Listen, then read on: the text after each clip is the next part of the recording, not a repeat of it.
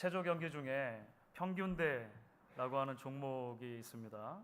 폭이 한 10cm 정도밖에 안 되는 그 대 위에서 연기를 해야 하는 경기죠. 결국 얼마나 완벽하게 몸의 균형을 유지하느냐가 그 경기를 잘 마칠 수 있는 관건이 됩니다. 조금이라도 몸의 균형이 무너지게 되면 몸이 기우뚱하거나 때로는 그 바에서 대에서 떨어지는 모습도 보게 되죠. 일반적으로 체조 경기들이 모두가 다 조금은 그 볼 때 긴장하게 만드는 요소들이 있습니다만 혹시라도 여러분 평균대 경기를 보셨다면 다른 경기들에 비해서도 아마 그 긴장감이 그래서 더하지 않는가 이런 생각을 해보게 됩니다. 그런데 여러분 아십니까? 우리가 신앙생활을 하는 데 있어서도 이 균형이 중요합니다. 이게 무슨 말일까요? 건강한 신앙에는 신앙의 열정을 꺼뜨리지 않고 지속적으로 유지하는 것도 필요하지만 동시에 무모한 광신에 빠지지 않는 것, 영적인 면에서 균형 잡힘이 필요할 것입니다. 하나님의 주권을 인정하면서 우리가 힘을 다해 기도하는 것도 중요하지만 오늘 우리에게 주신 삶의 자리에서 삶의 의무에 최선을 다하는 것도 대단히 중요한 일입니다. 사랑의 원리를 끝까지 붙드는 것도 중요하지만 동시에 진리를 타협하지 않는 것도 중요하겠고요. 높고 넓은 비전이 있지만 동시에 그것이 허황되지 않도록 현실에 깊이 뿌리를 내린 영성을 키워가는 것도 대단히 중요한 일일 것입니다. 신앙에는 균형이 필요하다는 것이죠. 그런 의미에서 볼 때 오늘 본문이 되는 시편 132편은 우리가 신앙적인 균형에 대해서 생각해 볼 수 있는 좋은 출발점이 된다 이렇게 생각됩니다. 왜냐하면 오늘 시가 한 성도가 균형 잡힌 신앙을 유지하는 데 있어서 필요한 가장 기본적인 진리를 다루고 있기 때문입니다. 성전에 올라가는 노래 가운데서도 이제 시편 132편은 조금 긴 편에 속하죠. 18절이 있었습니다. 크게 두 단락으로 나눠지는데요. 1절부터 10절까지가 한 단락이라고 볼 수가 있겠고요. 11절부터 마지막 18절까지가 또 다른 한 단락이라고 볼 수 있을 것입니다. 그런데 흥미로운 것은요. 원어를 살펴보게 되면 이 전반부에 해당하는 부분에 단어가 65개가 등장하고요. 후반부에 해당하는 것에 단어가 66개가 등장합니다. 그러니까 구조적으로 놓고 볼 때도 사실 시편 132편은 이제 완전히 균형을 이루는 구조를 가지고 있다 이렇게 구약을 연구하는 학자들이 이야기를 하는 것이죠. 그런데 이런 구조적인 균형보다도 더 중요한 것이 있겠죠. 이제 내용적인 면에서의 균형이라고 말할 수 있습니다. 전반부에 해당하는 1절부터 10절까지를 보시면 그 내용이 과거에 대한 회상으로 주로 되어 있는 것을 보게 됩니다. 그러니까 초점이 과거에 있는 것입니다. 그런데 후반부가 되는 11절부터 18절을 보시면 그 다루는 내용의 초점이 미래에 있는 것을 보게 됩니다.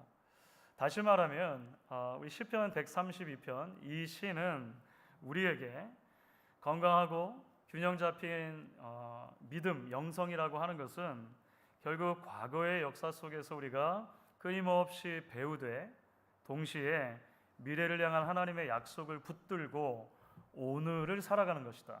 이렇게 일단은 이야기를 한다는 것입니다. 여러분 우리의 신앙이 진리의 뿌리를 내린 건강하고 균형 잡힌 신앙이 되려면 이 두 가지를 모두가 다 생각하고 붙들어야 된다 이렇게 여겨집니다. 성도는 항상 지나간 역사를 통해서 우리의 신앙 현주소를 더듬어 볼 필요가 있습니다. 동시에 하나님의 약속이라고 하는 렌즈를 통해서 우리의 미래를 생각하고 오늘을 살아갈 수 있는 동력들을 얻을 필요가 있는 것이죠. 조금 더 구체적으로 그렇다면 이 두 가지를 함께 붙드는 건강한 신앙이라고 하는 것은 무엇인가? 오늘 본문을 중심으로 해서 조금 더 이야기를 나눠보면 좋겠다 싶습니다.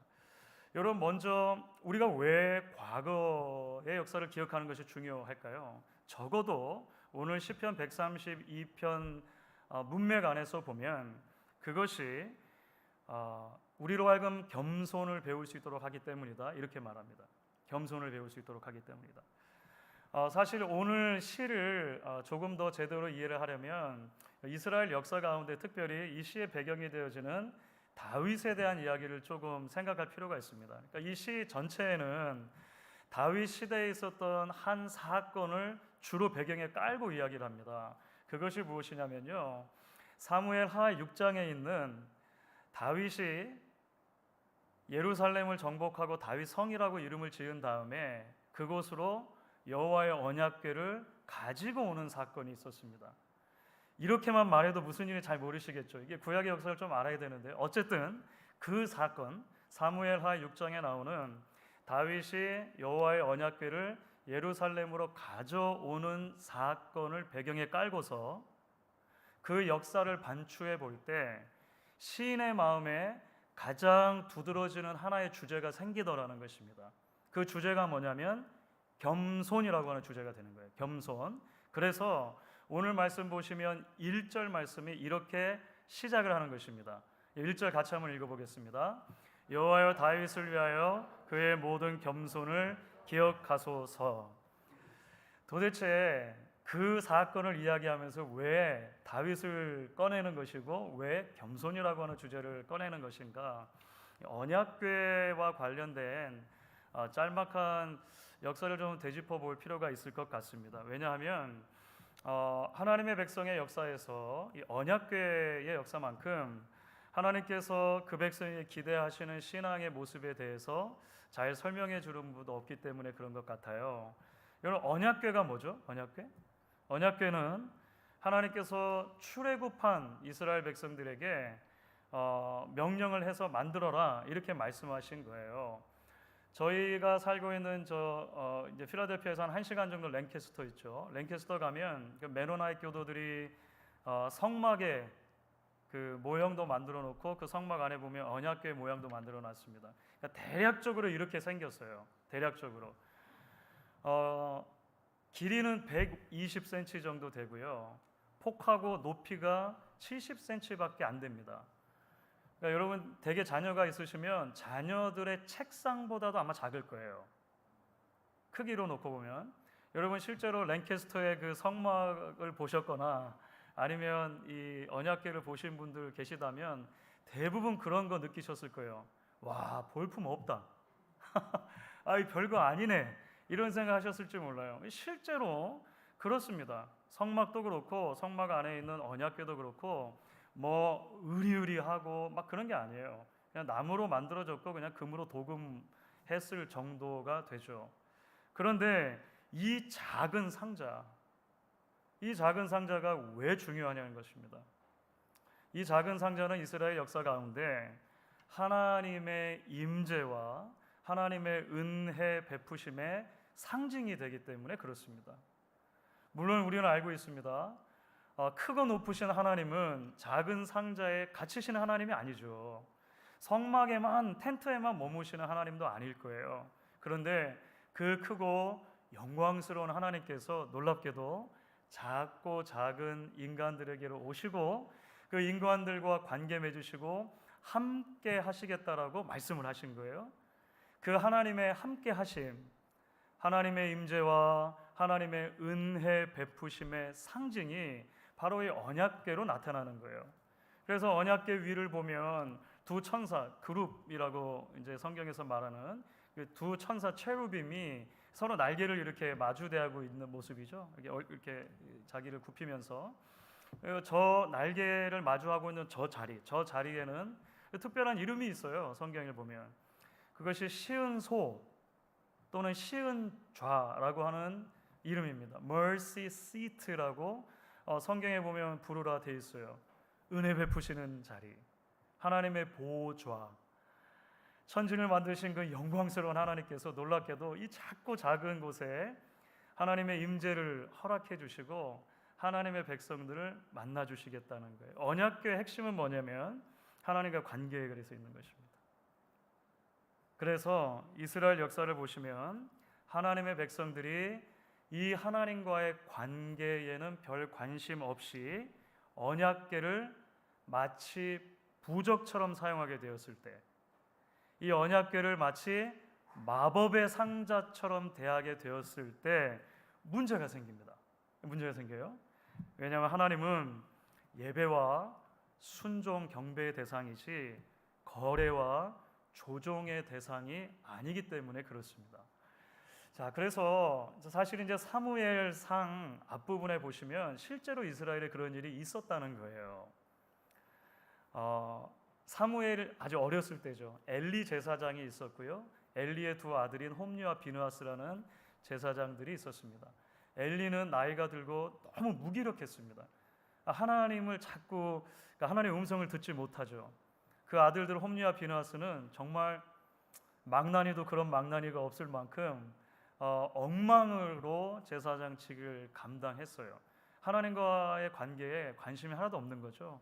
하나님을 예배하는 그 예배의 자리를 너무나 업신여겼습니다. 그런데 블레셋과의 전쟁이 벌어졌어요. 이웃의 큰 나라였던 블레셋과 전쟁이 벌어졌을 때 첫 전쟁에서 지게 됩니다. 홈리와 비느하스를 비롯한 이스라엘 백성들이 뭘 떠올렸냐면요, 이때 언약궤를 떠올려요.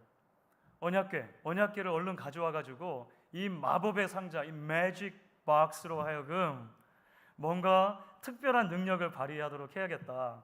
그래서 가지고 왔단 말이에요. 블레셋 사람들도 똑같이 생각합니다.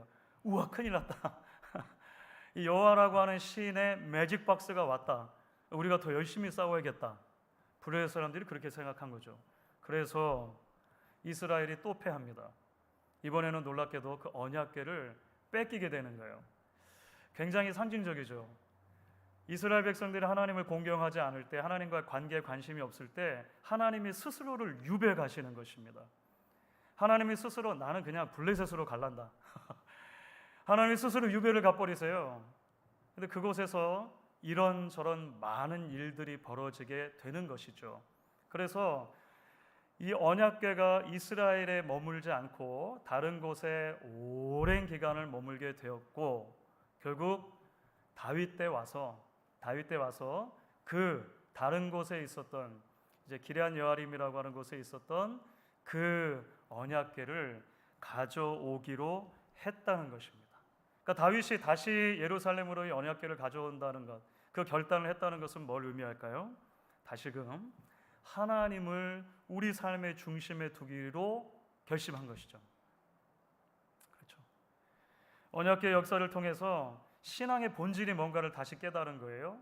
신앙의 본질이라고 하는 것은 하나님을 내 마음대로 조정하고 조작하고 단지 내 인생에 복을 주는 이방의 신들과 같이 취급하지 않는 것, 하나님을 하나님으로 인정하고 이스라엘 역사 속에 하나님의 그 왕 되심 높이는 것이 필요하겠다 생각하죠. 자, 그래서 이 겸손이라고 하는 주제와 연관되어져서 7절과 8절 보시면 이렇게 말했다는 거예요. 시인이 이제 다윗의 입을 빌어서 이렇게 말하는 거죠. 같이 한번 7절 8절 읽어주시면 좋겠습니다. 우리가 그의 계신 곳으로 들어가서 그의 발등상 앞에서 엎드려 예배하리로다. 여호와여 일어나사 주의 권능의 교회와 함께 평안한 곳으로 들어가소서. 아멘. 이것을 시인은 다윗의 겸손 이렇게 표현한 거예요. 이것을 다윗의 겸손. 사랑하는 여러분, 우리가 균형 잡힌 건강한 신앙을 유지하기 위해서 이 역사를 통해서 신앙의 본질에 대해서 계속 생각하고 고민하는 것은 이게 대단히 중요합니다. 여러분, 우리가 믿는 기독교 신앙이라고 하는 것은 어제 오늘 21세기에 갑자기 하늘에서 뚝 떨어진 게 아니죠. 오랜 역사를 통해 수많은 믿음의 사람들이 그 믿음의 길을 걸어갔습니다.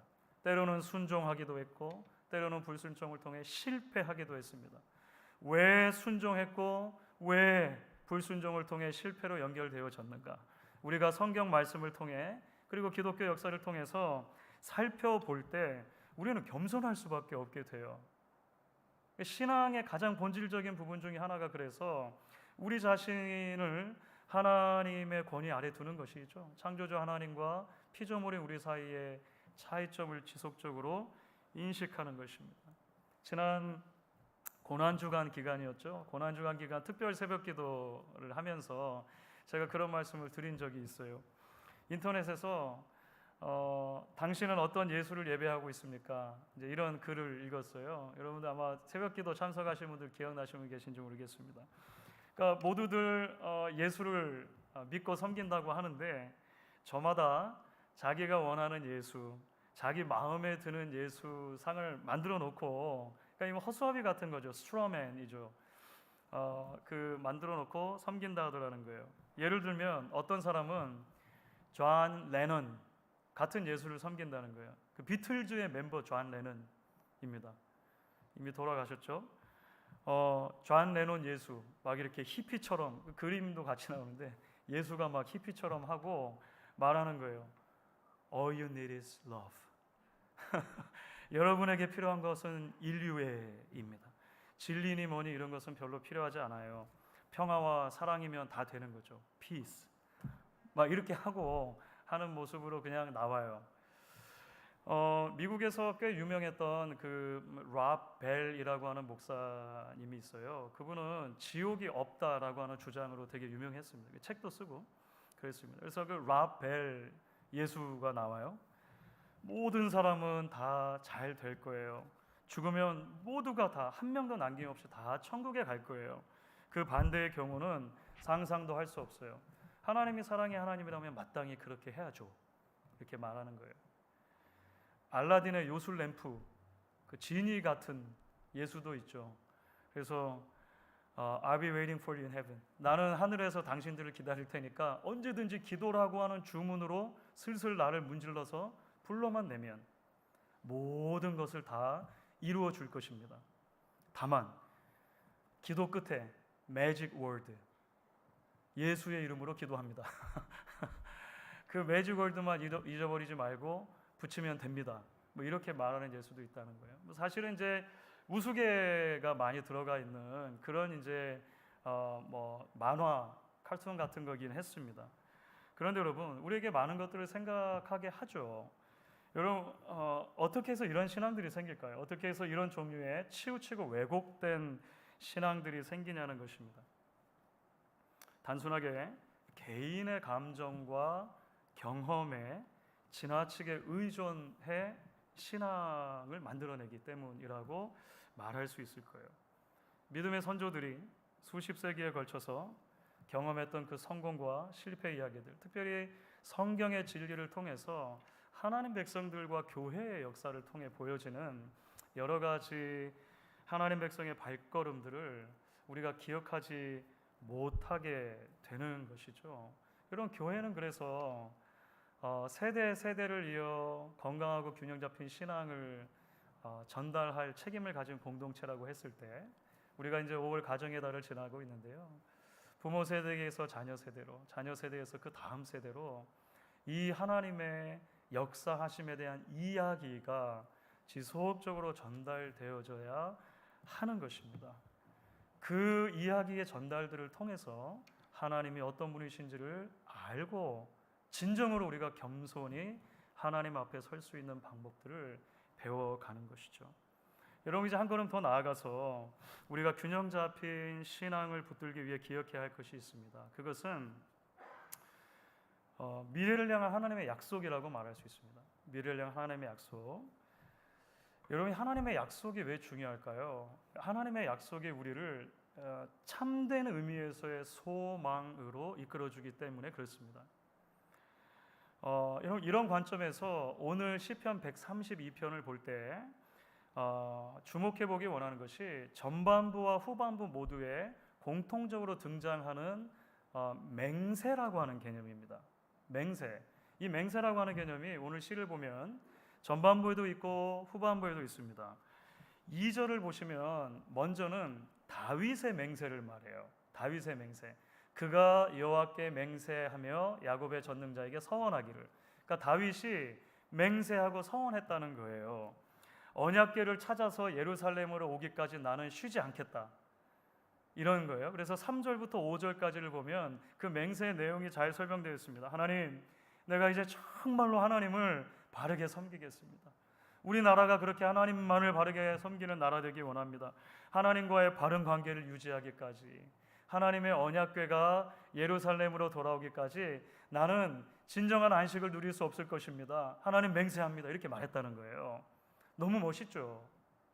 그래서 실제로 다윗이 그렇게 언약궤를 가지고 돌아올 때 예루살렘으로 언약궤가 들어오는 그 장면에서 다윗이 너무 좋은 거예요.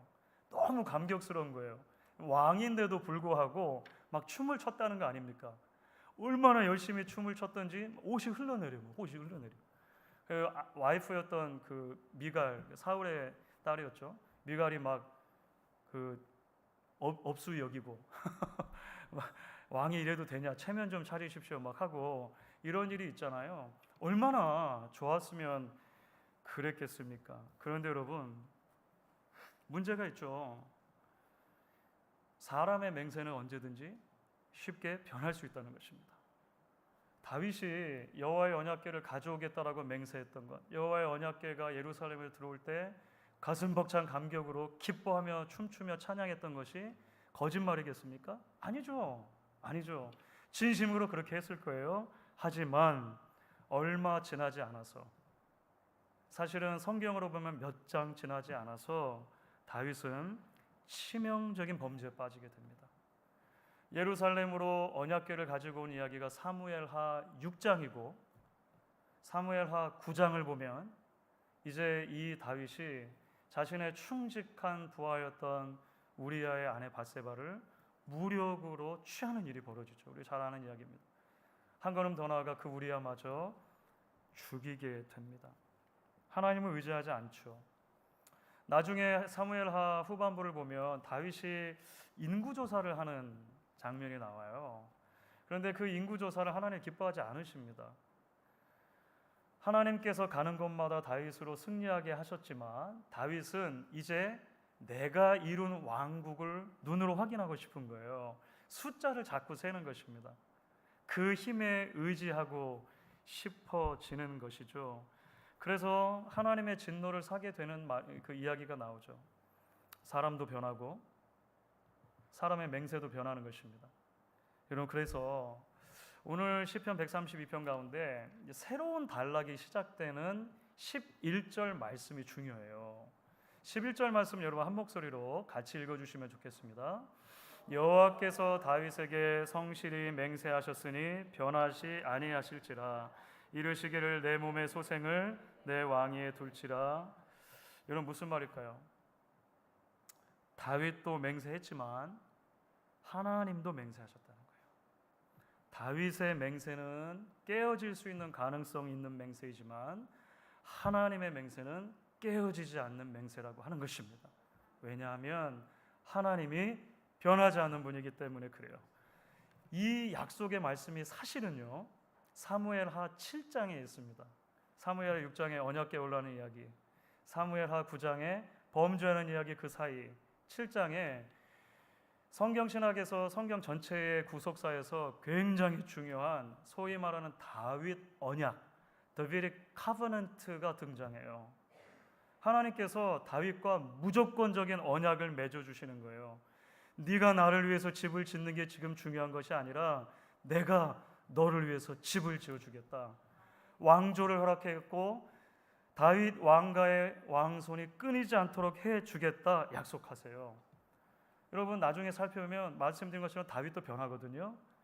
다윗 왕과 유다의 왕들도 다 실패합니다. 그런데 하나님의 약속은 변하지가 않아요. 그래서 결국 다윗의 자손으로 하나님께서는 구원자이신 아들 예수 그리스도를 보내주십니다.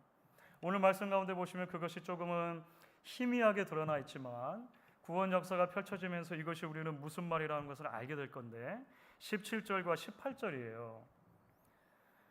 같이 읽습니다. 내가 거기서 다윗에게 뿔이 나게 할 것이라. 내가 내 기름 부음 받은 자를 위하여 등을 준비하였도다. 내가 그의 원수에게는 수치를 옷 입히고 그에게는 왕관이 빛나게 하리라 하셨도다. 아멘이죠. 여러분, 이 말씀은 정확하게 창세기 3장 15절하고 연결이 돼요. 내가 너의 후손과 여자의 후손 사이에 갈등이 있게 할 것이지만 여자의 후손이 뱀의 후손의 머리를 밟고 승리하게 할 것이다라고 하는 원래 복음 있잖아요. 첫 번째 복음, 그 복음이 하나님의 신실하신 가운데 이루어진다는 것입니다. 여러분, 우리는 과거 하나님 백성의 역사를 통해 신앙의 본질을 배우고 겸손을 배우죠. 창조주이신 하나님이 예배와 순종의 대상이지 내 마음대로 조정하고 이용할 수 있는 그런 신이 아니라는 것을 보게 됩니다. 동시에 우리는 역사를 통해 또 발견하게 됩니다. 인간의 철저한 죄성과 연약함이죠. 하나님의 뜻대로 살고 싶어요. 그런데 나는 너무 변덕스러운 것입니다. 수없는 맹세를 우리가 하지만 서원을 하고 결단을 하고 그렇지 않습니까? 벌써 이제 5월인데 1월 달 이 한 해를 시작할 때 여러분은 어떤 결단을 하셨습니까? 올해는 꼭 성경을 한번 그래서 모든 예배 열심히 정말 하나님께 헌신하는 삶. 그 결단 자체로 다 소중하죠. 여러분들이 그 거짓말한 건 아니잖아요. 우리는 연약해요. 그러한 결단들이 깨질 때가 있죠. 그런데 여러분, 그럼에도 불구하고 우리가 낭망하지 말아야 할 이유가 있다는 것입니다. 그것은 우리의 맹세보다 하나님의 맹세가 훨씬 더 크기 때문에 그렇습니다. 우리의 신실함보다 하나님의 신실하심이 훨씬 더 크기 때문에 그렇습니다. 우리가 하나님을 믿는 믿음의 크기보다 하나님이 예수 그리스도 안에서 우리를 믿어주시는 그 믿음의 크기가 훨씬 크기 때문에 그렇습니다. 하나님이 어제나 오늘이나 영원토록 동일하셔서 약속을 지키시죠. 아들을 보내주셨습니다. 이제도 그 아들 안에서 우리에게 약속해 주시죠. 세상 끝날까지 너희와 항상 함께 있을 것이다. 성령을 주실 것이다. 고난과 환난의 시기를 지날 때 함께 동행해 주실 것이다. 공중의 새를 먹이고 들의 백합화를 입히는 것처럼 아버지께서 당신의 자녀들을 공급하시고 채우시고 인도하실 것이다 약속하십니다. 그 약속은 지금 다 이루어지진 것이 아니죠. Not yet. 아직 아니의 측면이 있습니다. 미래적인 것들도 포함되어 있어요. 그럼에도 불구하고 우리가 그 약속을 기억하는 것이 우리에게 소망이 되는 것이죠. 나를 바라보고 이 시대를 바라보면 절망하고 낭망하고 실망할 때가 많지만 우리의 눈을 들어 하나님의 약속을 바라볼 때 하나님의 말씀이 우리를 초대하시는 믿음의 길이 무엇인가를 보게 되더라는 것입니다. 이제 본격적으로 여름이 시작되고 곧 여러분들 중에 이제 여름 휴가를 가기도 하시고 하실 것 같아요. 때로 긴 자동차 여행을 하게 되는 경우들도 있으실 텐데요. 여러분 여름 휴가 중에 자동차 사고가 가장 많이 나는 때가 언제인지 아십니까?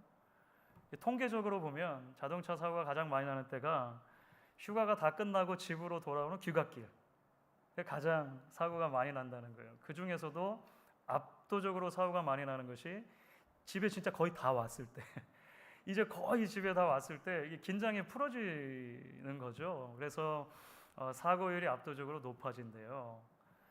우리가 올해 연초부터 성전에 올라가는 노래라고 하는 15개의 시들을 묵상하고 있죠. 오늘 우리가 함께 살펴본 132편은 13번째입니다. 막바지에 왔어요. 거의 여행이 끝나가죠. 그러니까 이스라엘 순례자들을 생각한다면 이제 예루살렘으로 향해 가는 그 여정이 거의 눈앞에 이제 예루살렘이 보인다라고도 아마 우리가 상상해 볼 수 있을 것입니다. 그런데 바로 이 시점에서 균형에 대한 이야기를 하죠. 여러분 자칫하면 우리는 교만해질 수 있기 때문입니다. 뒤를 돌아보니까 여기까지 내 힘으로 너무 잘 온 것 같은 거예요. 나는 너무 훌륭하네. 그런 모든 시기를 지나서 내가 너무 잘 온 거 아닌가? 잊어버리지 말라는 거예요. 그런데 그 순간들을 어떻게 지나왔는지 자칫하면 지금 사고 날 수 있고 어쩌면 얼마 남지 않은 상태에서 포기할 수도 있기 때문에 소망을 가지라는 것입니다. 하나님의 약속이 변하지 않는다는 것이죠. 그래서 저는 믿습니다. 오늘 주신 이 말씀이 신앙의 순례길을 지금도 걸어가고 있는 저와 여러분을 향한 하나님의 사랑과 배려의 메시지라고 하는 것입니다. 하나님은 어제나 오늘이나 영원토록 동일하십니다.